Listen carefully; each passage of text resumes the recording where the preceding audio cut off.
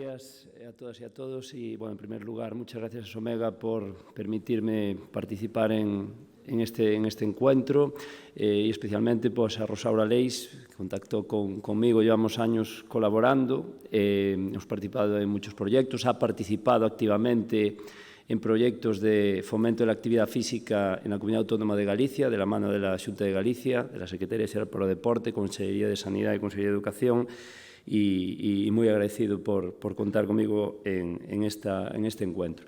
Bueno, el tema principal del que vamos a hablar es sobre los beneficios de la actividad física en la salud con una perspectiva de atención a la diversidad. Como hablaba ahora Susana, atención a la diversidad, muchas veces nos centramos en personas con discapacidad, personas con patología, pero cuando hablamos de atención a la diversidad nos estamos refiriendo al conjunto de la sociedad, porque cada uno de nosotros somos diferentes, tenemos nuestros intereses, nuestras necesidades, y cuanto más tengamos en cuenta todo esto, más acertaremos en las políticas públicas de promoción de la actividad física, en este caso orientada hacia la salud.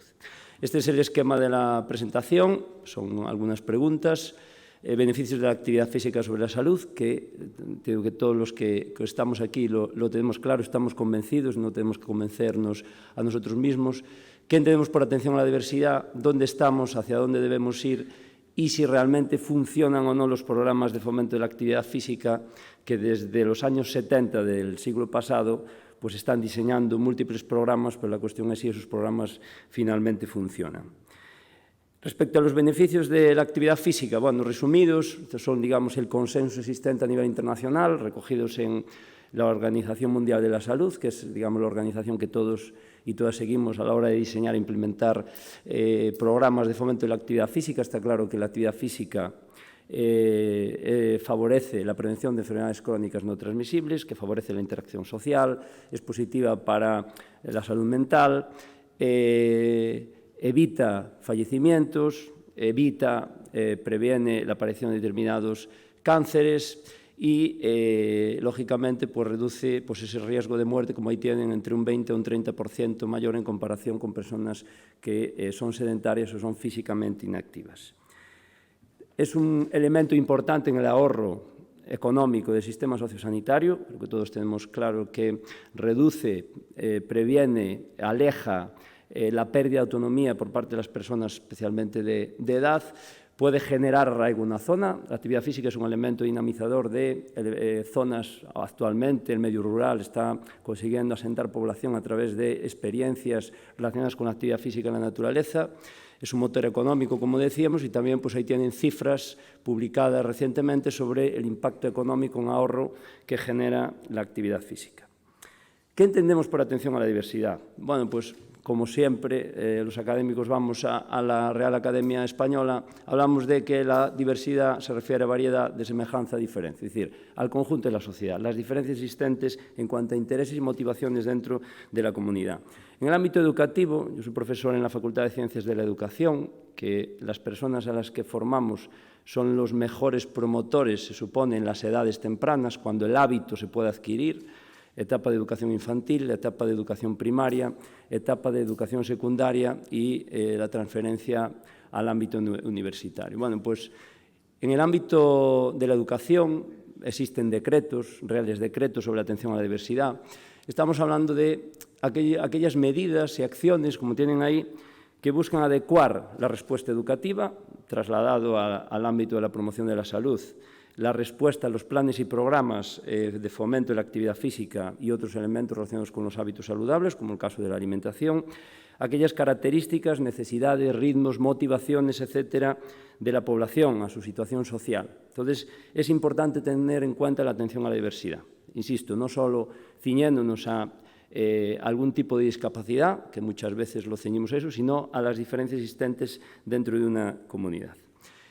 Este es un extracto del Plan Galicia Saludable, un plan en el que también la profesora Rosaura Leis, la doctora Rosaura Leis, ha participado, donde se plantea que en función de a dónde queremos llegar con esos programas, si a una persona concreta, a un colectivo concreto, a una zona concreta, a toda la comunidad, desde dónde debemos intervenir. No es suficiente intervenir, lógicamente, desde un ámbito, desde el ámbito sanitario. Es importante intervenir desde el ámbito sanitario, desde el ámbito educativo, desde el ámbito comunitario, desde el ámbito económico. Hay que tener en cuenta el tejido empresarial. Es decir, cuanto más impliquemos al conjunto de la sociedad, más efectivos deberían ser los programas. Porque, volvemos a insistir, lo veremos después, hay multitud de programas diseñados en papel, ahora online, pero el problema es cuando hay que implementar esos programas. ¿Quién participa en la implementación de esos programas? Porque los horarios, tenemos 24 horas en el día, trabajamos 8 horas o más, tenemos que descansar, tenemos que conciliar y al final la práctica de actividad física, la compra en el supermercado, vamos reduciéndolo de ese tiempo, ¿no? Entonces, o conseguimos establecer una pauta, un hábito diario de actividad física, en este caso, o va a ser complicado que cualquier programa, por muy interesante, muy potente, muy consensuado que esté, tenga éxito. ¿Dónde estamos? Bueno, pues recientemente, a finales del año 20, la Organización Mundial de la Salud publicó las directrices sobre actividad física. Son las directrices que todos los que estamos en el mundillo de la promoción de la actividad física seguimos, porque se supone que son unas directrices consensuadas, así están consensuadas, a partir de las cuales la Unión Europea y otros países del mundo pues diseñan sus planes internacionales entre países, dentro de un mismo Estado, dentro de cada región, dentro de cada ayuntamiento, etcétera. En esas directrices se establecen diferentes indicaciones sobre la actividad física que se debe realizar en función del grupo de edad, concretamente 3 grupos de edad, de 5 a 17 años, de 17 a 64 años y más de 64. ¿Dónde está el rango de práctica de actividad física? Bueno, pues se supone que niños y jóvenes deben realizar una mayor actividad física. Una, porque lo necesitan, y 2, porque para consolidar un hábito es necesario empezar por más, porque progresivamente la vida nos va a ir reduciendo esa práctica de actividad física. Hablamos de en torno a 60 minutos diarios de actividad física de moderada vigorosa. Y también incluyendo ya trabajo de fuerza, que en población adulta, estamos hablando de, reducimos hasta los 150 minutos semanales, pero para que tenga efecto sobre la salud se debería incrementar hasta esos 300 minutos semanales. Y no es suficiente una actividad aeróbica. Necesitamos incluir, por supuesto, también trabajo de fuerza que no necesariamente tiene que estar ligado a una práctica de ejercicio físico en un gimnasio, sino a incorporar esos elementos de trabajo de fuerza en nuestra vida diaria, al caminar con unas bolsas del supermercado, hacer tareas domésticas que impliquen ese trabajo de fuerza o utilizar elementos que podamos tener en casa. Lo mismo pasa con personas mayores. Datos. ¿Dónde estamos? Bueno, la reciente encuesta europea de salud del año 20 nos dice que solo el 26,5% de personas de 15 más años realizaban actividad física regular en su tiempo libre, un cuarto de la población, y más los hombres que las mujeres. Actualmente, creo que ayer o antes de ayer, la Xunta de Galicia presentó el plan de obesidad cero. Hay otros planes previos, también la doctora Rosaura Leis participó en muchos de ellos, como el Plan Xermola, que después veremos, que señala que el 39% de los gallegos tienen sobrepeso, el 16% padece obesidad y el objetivo se supone que es reducir el sobrepeso en la comunidad un 15% en 2030, si hacemos algo. Si no hacemos nada, yo creo que va a ser complicado. Y en el contexto educativo, bueno, todos los años, en todas las materias, yo les hago un cuestionario a mi alumnado. Es el alumnado que en el futuro van a ser los docentes de educación primaria, en este caso. Estos son alumnos y alumnas del grado de educación primaria, en este caso segundo del grado. Entonces, les hago unas encuestas para saber qué actividad física realizan, por qué la realizan, qué otras actividades realizan en su tiempo libre. En este caso, les preguntaba un poco por comparar sus gustos. ¿Qué tiempo dedican a escuchar música? Ven ahí en una escala de 1 a 5.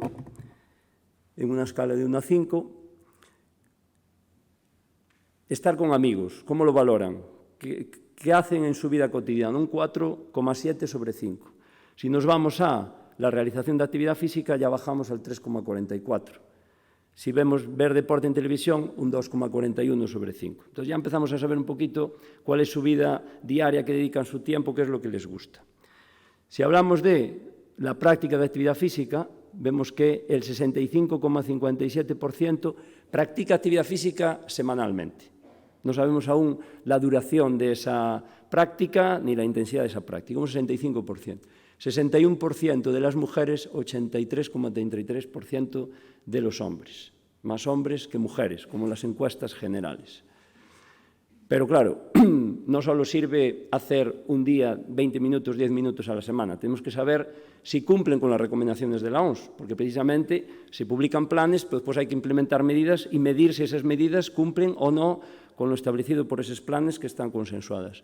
En este caso, medíamos cuántos son alumnos y alumnas por encima de los 17 años, por lo tanto, la OMS nos decía que tenían que realizar una práctica semanal de 150 minutos. Entonces, ¿cuántos realizan 150 minutos a la semana?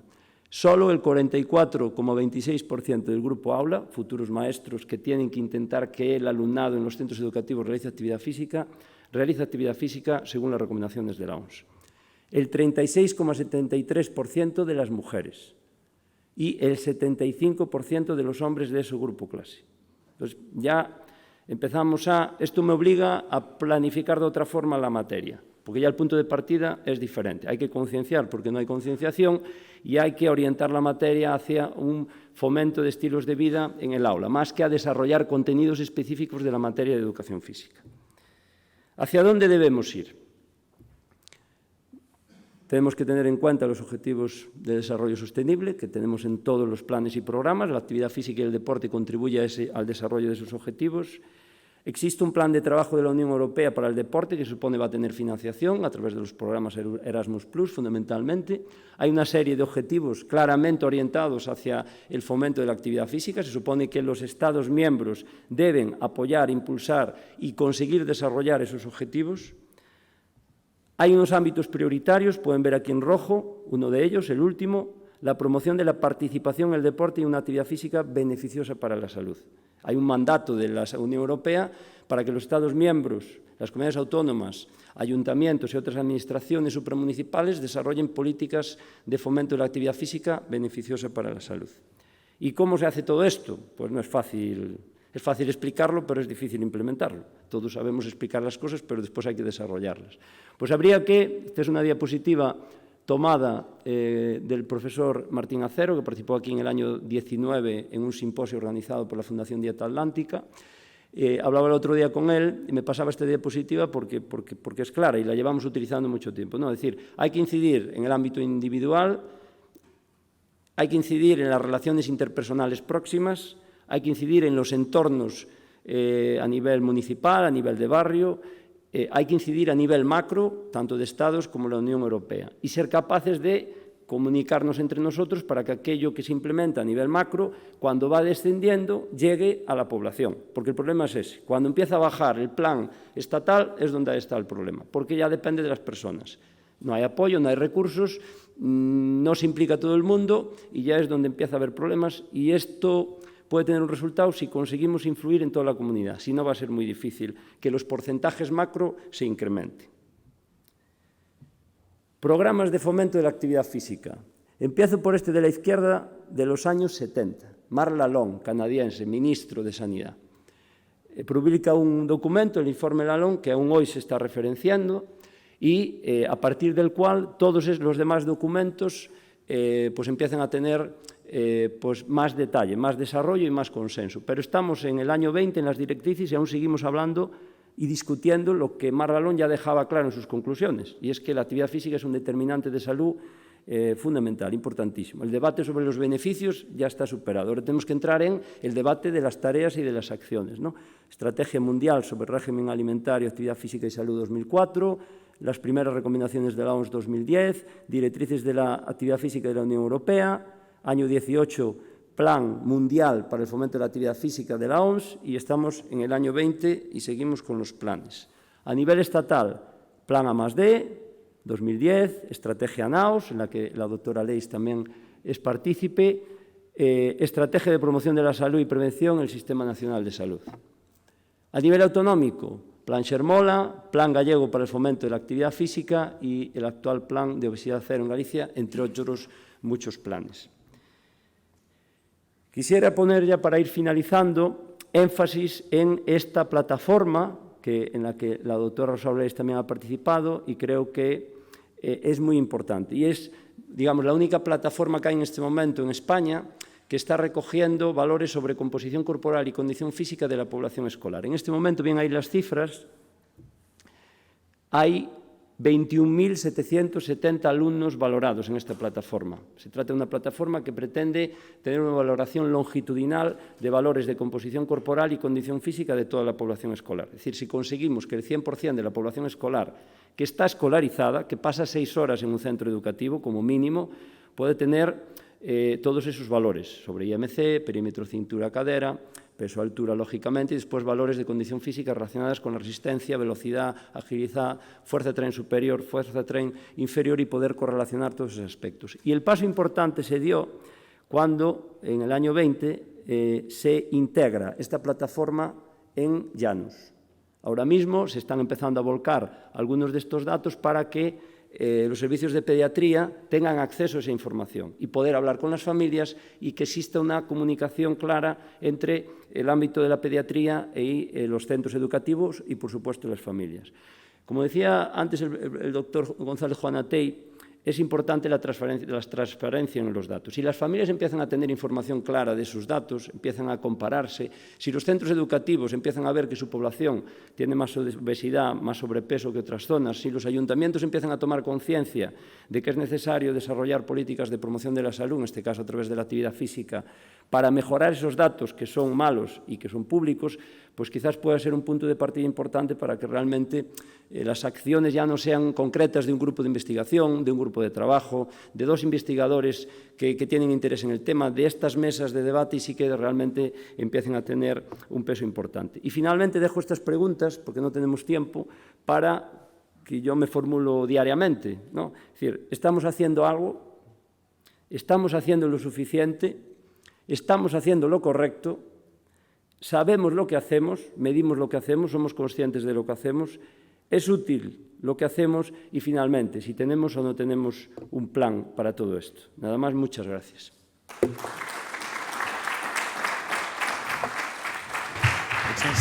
Muchas gracias, profesor Rico.